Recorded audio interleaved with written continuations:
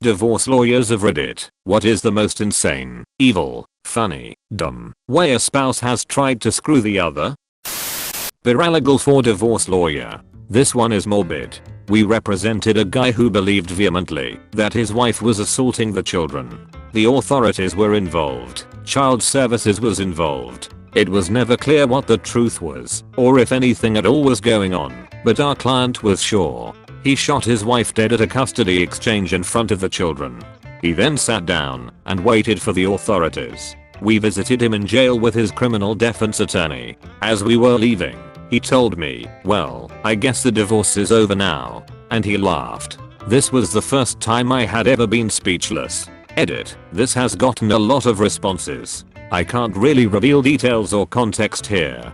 But I can safely say that defending this action as heroic or understandable is an incorrect takeaway. There are no heroes here. The trauma this man put the children through is incredibly selfish, regardless of his intention.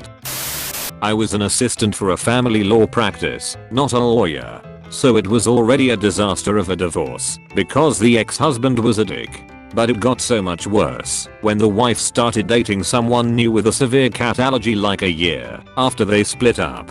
Her psycho ex bought a cat on his time with the kids, except he's not allowed pets at his apartment. He sends the kids back to their mom's house with the cat and all its stuff. Mom is pissed because she didn't want a cat at all, plus her boyfriend is crazy allergic. She calls us asking what to do because her kids are bawling, saying that she can't get rid of their new sibling and she has the cat in the garage. Ex told kids, if mommy loves you, she'll let you keep the cat since daddy is not allowed cats at his house.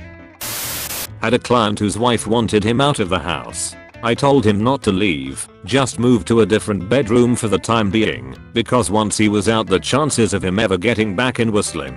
He texted his wife and told her he was staying in the house. She called back and left a VM that she wanted him out, and if he wasn't out soon, she would start taking out her unhappiness on the children and would remind the children that mommy was being mean to them because daddy wouldn't leave. Not my divorce, but my divorce lawyer told me about a case she was involved in where both clients were so petty that they had to all meet to argue over literally every single scrap of everything. The final object that neither would settle on was a ceramic rabbit statue, a really generic one from Home Depot or whatever. Zero sentimental value, but since it was the final item, neither side wanted to lose the last thing and they dragged it out over 3 separate meetings for this one thing. I don't remember which ended up getting it, but once they settled it and signed everything, the winning party stuck it on their lawyer's desk as a gift and walked out. My client's spouse accused him of giving his deceased wife cancer. I represented a guy who was on his second marriage. His first wife passed away from cancer. He and his kids were obviously devastated. My client was a pretty sensitive guy with a big heart.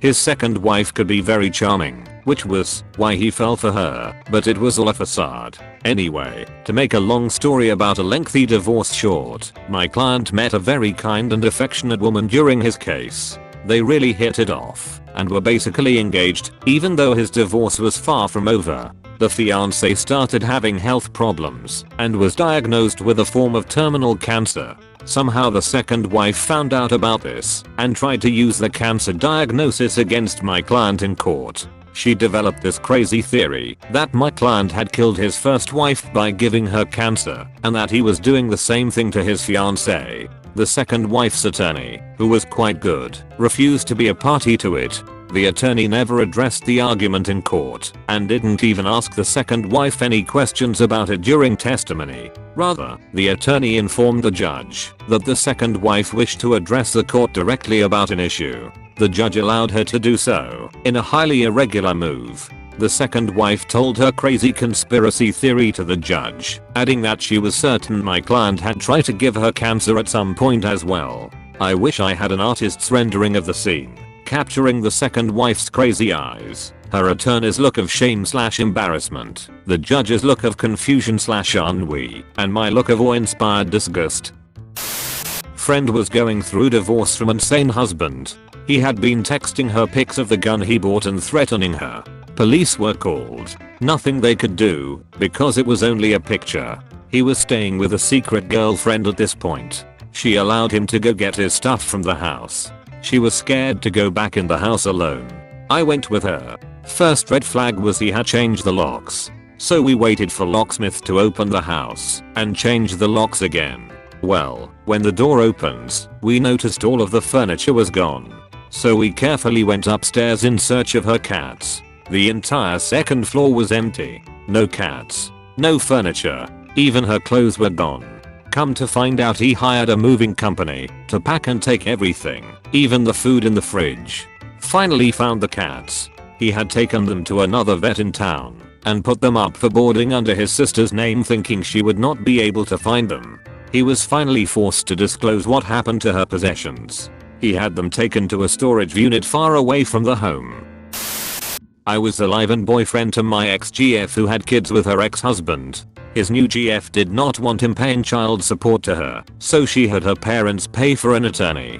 They served my ex on her son's birthday, seeking a change in the parenting plan and wanting full custody of the kids. That's when the lies started. They were children that enjoyed playing on the playground set in the back of our townhouse building.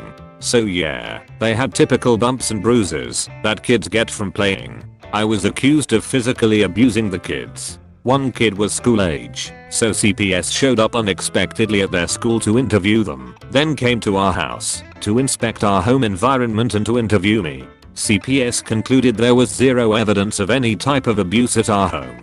It's unbelievable that people can get away with meritless accusations without any repercussions. It's a fucked system where real victims suffer and children are used as pawns because grown adults can't act like the children they are supposed to protect, care and love. I worked at a computer repair store as a sales technician. Had a guy come in with a desktop that he wanted Windows reinstalled. I asked him if he wanted me to back up all of his data first, and he told me that he had everything he wanted and just did the wipe.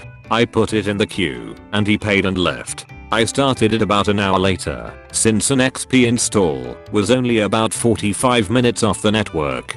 I didn't bother doing anything else except deleting the original partition and making a new one and installing Windows. About an hour after that, his wife came running in asking if we had a computer with Smith as the last name.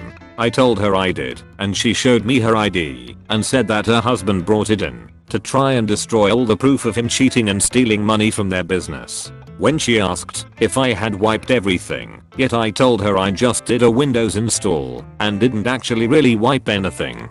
I called her husband and told him the situation. I told him his wife was here to get the computer. He asked me if I reinstalled Windows like we spoke about, and I told him I had. He told me I don't give a shit. Give her the computer. There isn't anything left on it anyway. I said alright and hung up.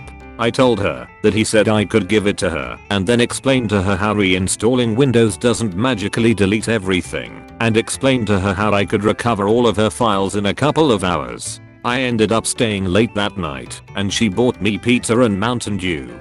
I ended up recovering every file he tried to have me destroy and made multiple copies for her. She ended up calling him from the store and reading off some of the messages he had tried to delete from his emails. I was worried that he might try to come back in and confront me, but nothing else ever came of it.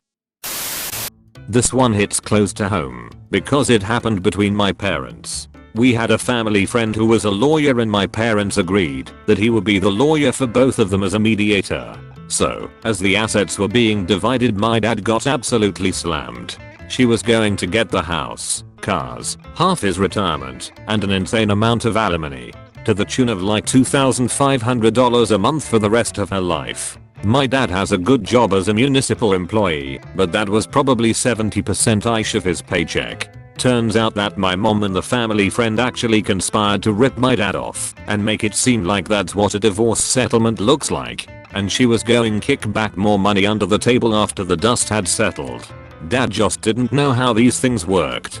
So, after some convincing, he finally went out and got his own lawyer. He got a very fair divorce settlement after that. Mom still to this day can't understand why we don't talk to her much.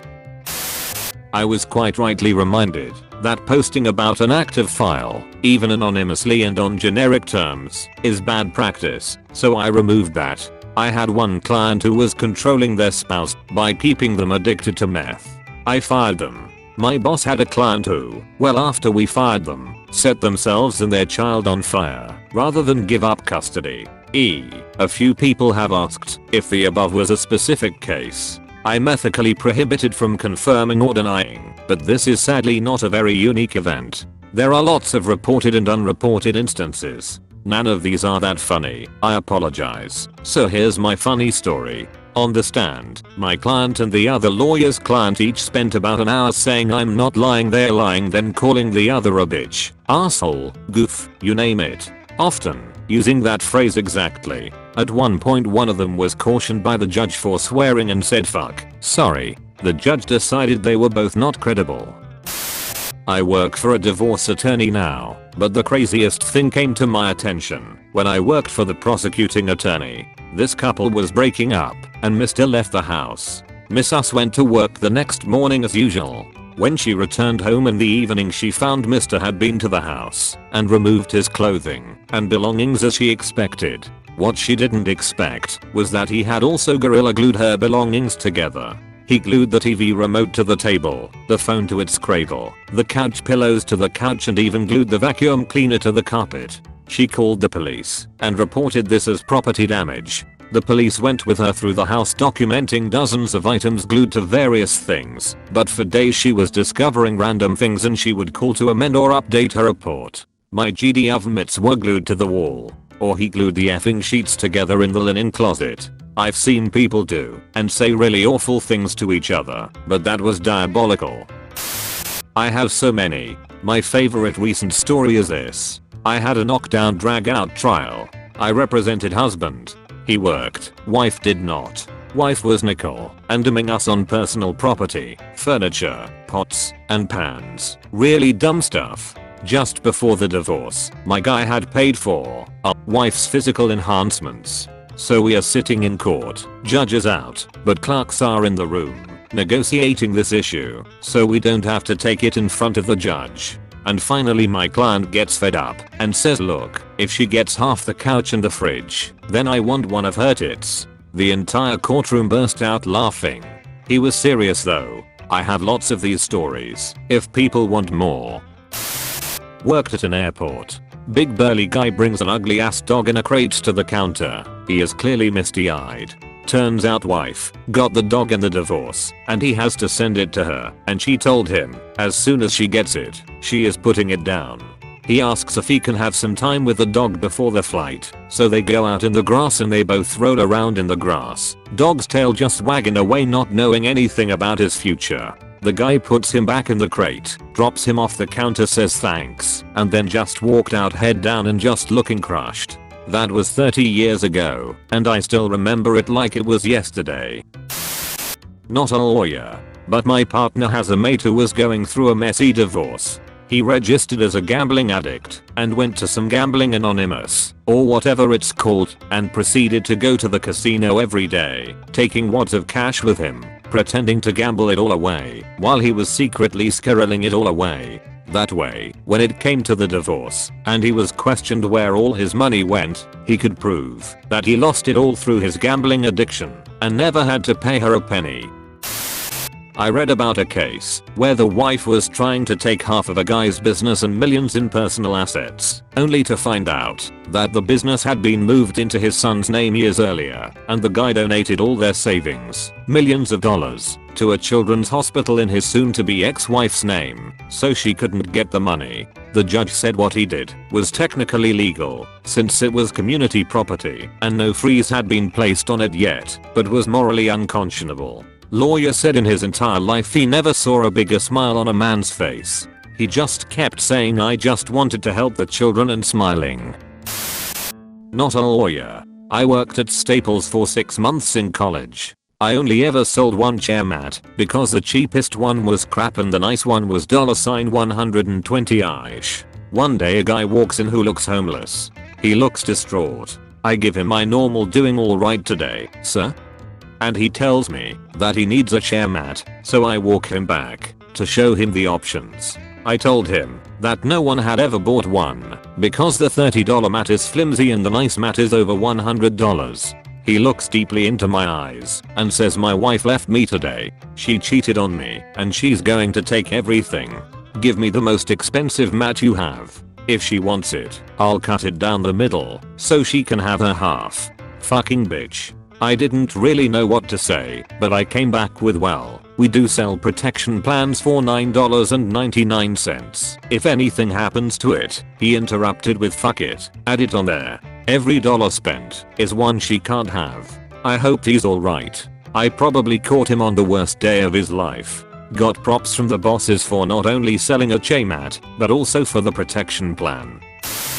Not a lawyer, just grew up with a shitty family situation. My mom was an evil mastermind with this divorce, let me tell you. So my parents had been separated, but living in the same house for a while, and it was around the time of year the family would normally go for a camping trip, Canada Day I believe. She convinced my dad that we would break the trip up, and he would get a week. Then when he returned she would get a week with us, the 3 kids. Secretly during my dad's week she got her friends to help clear the entire house out, and I literally mean clear it out. There was nothing left, not a single clothes hanger, no couches, TVs, quite literally nothing.